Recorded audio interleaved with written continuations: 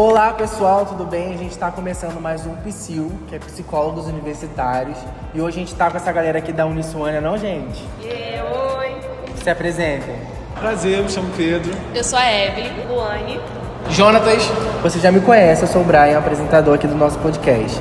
Hoje a gente trouxe um tema muito importante na formação, que é psicologia escolar, não é isso? E eles vão compartilhar com a gente o que eles têm visto na sala de aula. Também fiquei sabendo que eles fizeram algumas entrevistas, leram alguns artigos e eles vão trazer esse conceito pra gente. Bom, a psicologia escolar, ela atua dentro das escolas, mas não como clínico, né? O que vocês acham disso? Isso realmente acontece? O psicólogo ele vai para a escola e ele atua como clínico, ele atua como psicólogo escolar? As pessoas têm essa visão muito clara? O que vocês têm estudado, o que vocês têm visto? Bem, nas nossas leituras, e até mesmo com a psicóloga entrevistada, a Priscila, nós vimos que há uma discrepância entre a teoria e a prática no que diz respeito ao psicólogo escolar. Porque o psicólogo escolar, ele vai estar nesse ambiente escolar, só que muitas das vezes ele não sabe qual é o papel dele, os pais não sabem qual é o papel dele, a escola não sabe qual é o papel dele, então ele fica nesse... Ele sabe qual é o papel dele? Às vezes nem ele, né? Então, e aí as pessoas não sabem o que ele está fazendo, aí às vezes ele quer transportar Um trabalho clínico para dentro das escolas, né? Para dentro do âmbito escolar.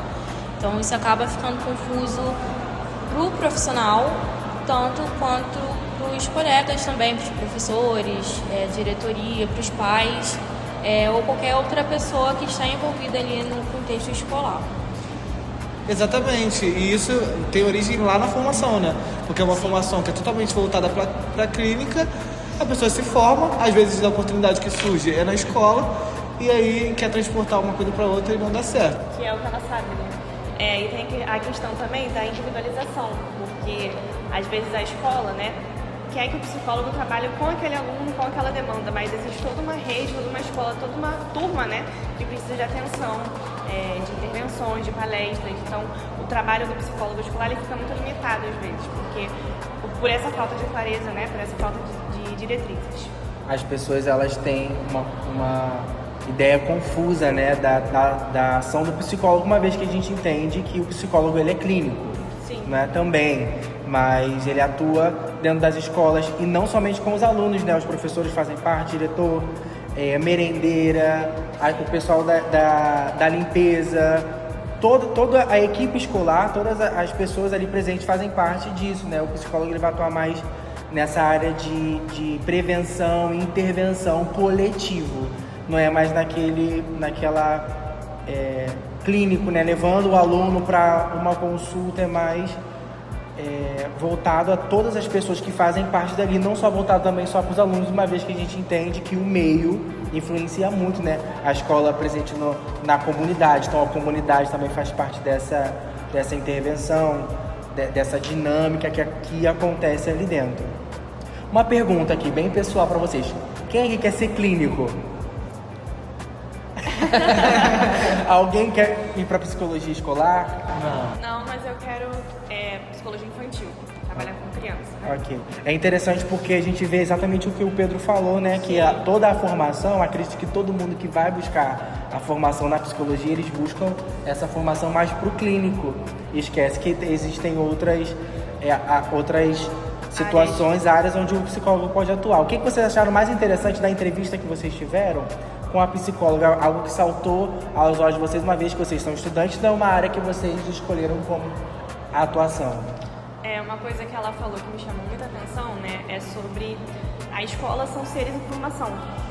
Então, nós, né, enquanto futuros profissionais, os psicólogos, os pais, os diretores, eles fazem parte dessa construção. E eu acho que hoje isso está muito defasado, né? O que a gente está construindo? Quais valores as crianças estão tendo? E ela falava sobre isso, né? Não é um trabalho individualizado, é uma rede, não é só o psicólogo, é todo mundo junto. Então, assim, eu gostei muito disso, porque a psicologia, ela atua em várias áreas, né? Mas ela não trabalha sozinha, ela não faz um trabalho sozinha. Ela está sempre contando com outros profissionais e outras partes. Você acredita que, por exemplo, né, o psicólogo ele atua nessa rede, junto com outras pessoas. Você acredita que, por exemplo, a escola que a gente conhece lá dos anos 2000 é completamente diferente da escola que nós temos hoje, né? Com o avanço das tecnologias e as informações. Você acredita que as mesmas dinâmicas que aconteciam na escola dos anos 2000 é a mesma dinâmica que acontece hoje nas escolas de 2020, pós-pandemia? Por que não? Um exemplo, por exemplo. Porque, por exemplo, a questão da atenção. Você conseguir, para a geração de hoje em dia, você pegar atenção, uma matéria que geralmente não é do agrado do aluno, permanecer com aquela atenção ali, com tantos distratores, tá ali na ponta da mão. Cara, é um desafio do professor. E também, até a nossa professora citou o fato de o quanto muitas das vezes as famílias, a sociedade no geral tem roubado a autoridade do professor. Antigamente, o professor tinha aquela autoridade, deve ser respeitado, o que ele falou é lei. Hoje em dia, às vezes a família entra num lugar de encontro com os professores, então, tipo, é outra demanda, né? Outro contexto, são outros desafios, né? Interessante você trazer para essa roda de conversa, né? Que agora, antes, como a gente estava falando, todas as pessoas nessa instituição cooperam para o crescimento, para a evolução daquelas crianças. Você trouxe alguém que não é uma pessoa, que é o uso do celular, né? Que hoje tudo é no celular, as crianças estão distraídas aí o tempo todo com o telefone na mão. Vocês conseguem citar alguma coisa que surge dentro das escolas com a chegada do celular, que é também papel do psicólogo escolar intervir? Sem dúvidas, o cyberbullying, né? Que é algo muito... Desde das escolas ali de antigamente, de 15, 20 anos atrás, ele já existia, né? Mas hoje é pior o bullying, mas por conta do acesso muito fácil para todos nós, adolescentes, jovens. A velocidade, né? A velocidade também da informação. Isso também pode causar uma distorção muito grande ali de informação, fake news. Com a IA também pode ser criado várias fake news a respeito de vários alunos. Hoje, se eu não me engano, essa semana eu até li um caso de uma aluna de escola pública que estava sofrendo bullying dentro da escola, e a escola não interviu, a diretoria não interviu, e ela acabou sendo agredida fisicamente por outro grupo de alunas também, fora do contexto escolar. Então, assim, eu acho que é importante, tem que ser trabalhado pelo psicólogo, tem que ser educado, né, pelo psicólogo também, com todos os profissionais ali dentro do contexto escolar sobre o bullying ali, né? Então é algo bem chamativo. E eu acho que é um desafio maior ainda, porque o bullying ele sempre existiu, mas com a internet ficou muito mais rápido e existe um anonimato. Às vezes a gente não sabe quem está fazendo bullying, né? E aí a criança, o adolescente, enfim, que está passando por isso, desenvolve ansiedade, isolamento, depressão, chega até às vezes a automutilação. De tanta dor emocional, ele prefere sentir a dor física, né? Fora os casos de suicídio que infelizmente acontecem. Então, assim, de fato é um trabalho em rede, porque isso não é responsabilidade só do psicólogo, acho que é dos pais também, da escola. Todo mundo tem que olhar para isso, né? Porque as crianças são muito mais vulneráveis na internet a abusos, a assédios, e isso mexe com a autoestima delas também, porque na internet é tudo muito rápido, tudo muito volátil. Então também existe essa comparação. A criança se compara, ela vê, aí ela fala, poxa, mas eu não sou assim. Então, assim, desde cedo isso já vai sendo moldado na criança, trazendo esses padrões comportamentais, né? E também entra até um pouco no que a psicóloga falou com a gente, né?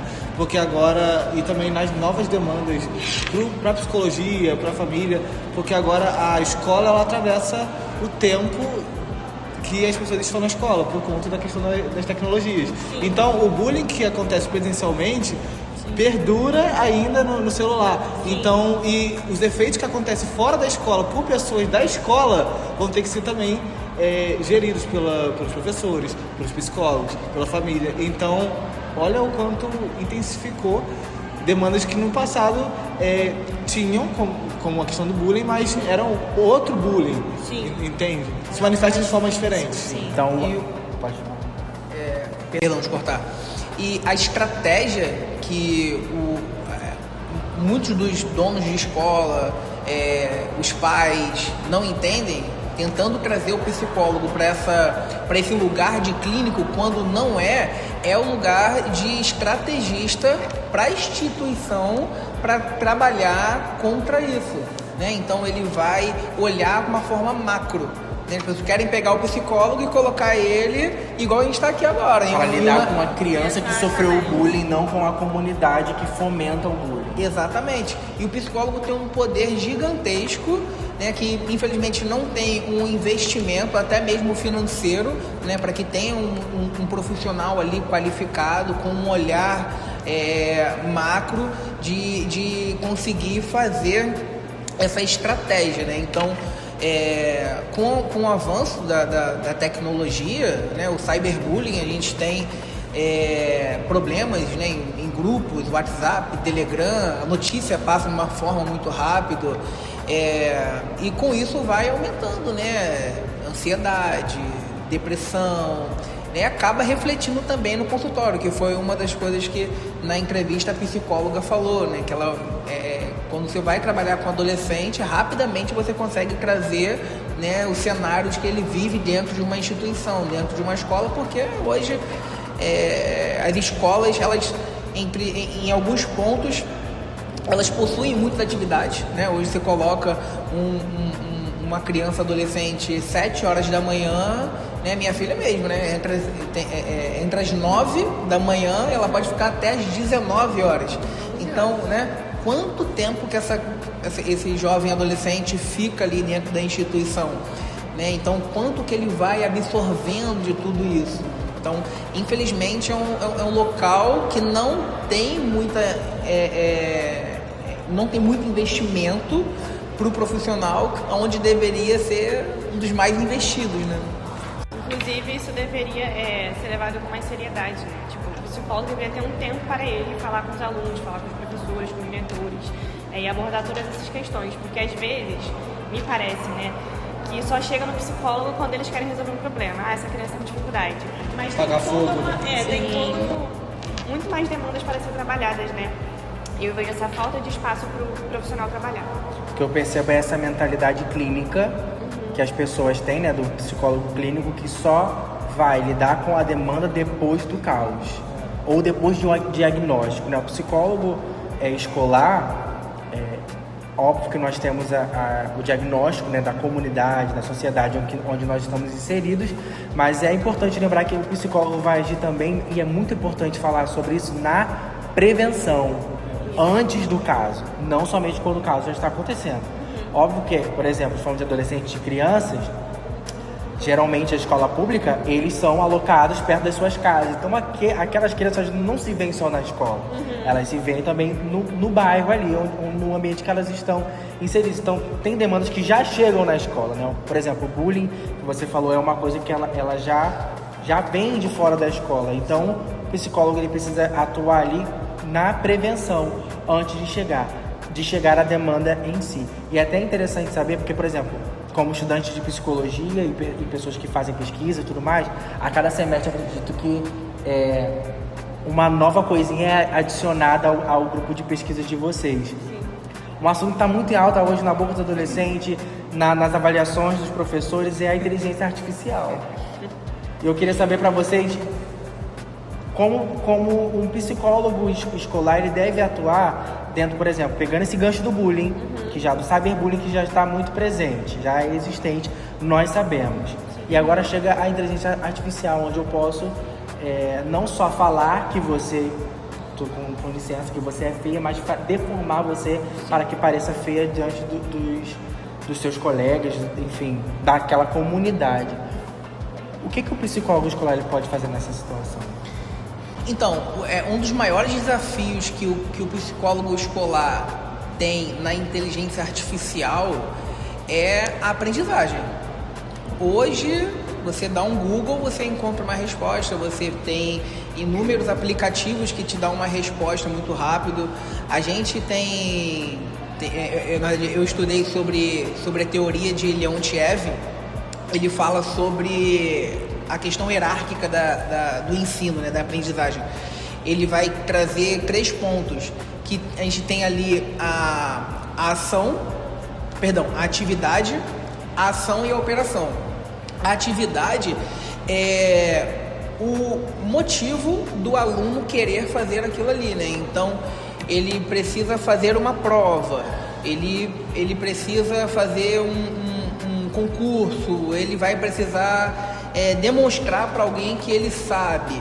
Então, isso é micro diante do macro, né? Porque se nós estamos falando de adolescentes, existe a comparação, existe a depressão, existe a ansiedade, existe o estresse, as outras atividades, a cobrança dos pais, a descoberta, né? Porque a adolescente está se descobrindo agora. Então, junta tudo isso mais isso, precisa fazer uma prova. Exatamente. E ele tinha aquela fome, né, de não, calma aí, eu vou estudar, né? E tinha a ação de ir lá pegar o livro, né, buscar como ele ia fazer esse conhecimento, de estudar, de desenvolver esse trabalho. A gente mesmo, né, veio aqui, se reuniu, tá desenvolvendo esse trabalho. A gente foi lá, conversou com a psicóloga e a operação que era o resultado disso tudo.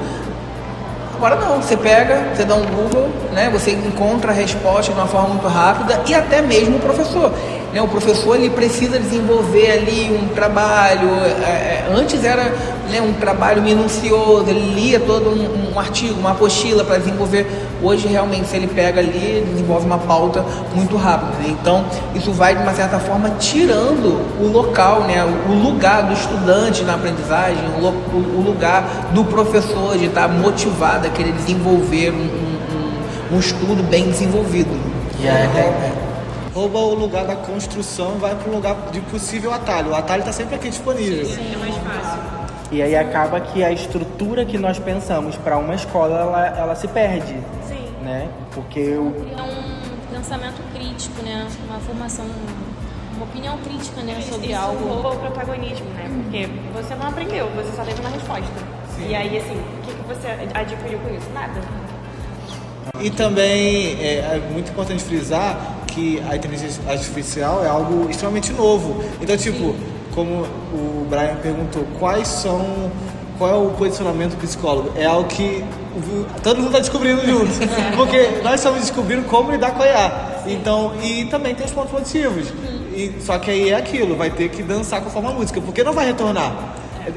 Vai continuar. Então, tipo, agora a escola vai ter que se adequar, o psicólogo vai ter que se adequar para que volte a questão da construção do conhecimento, ao invés de, tipo, se vilanizar, vai virar uma disputa que praticamente está perdida, né? Sim, saber utilizar também a ferramenta, né, para não se perder.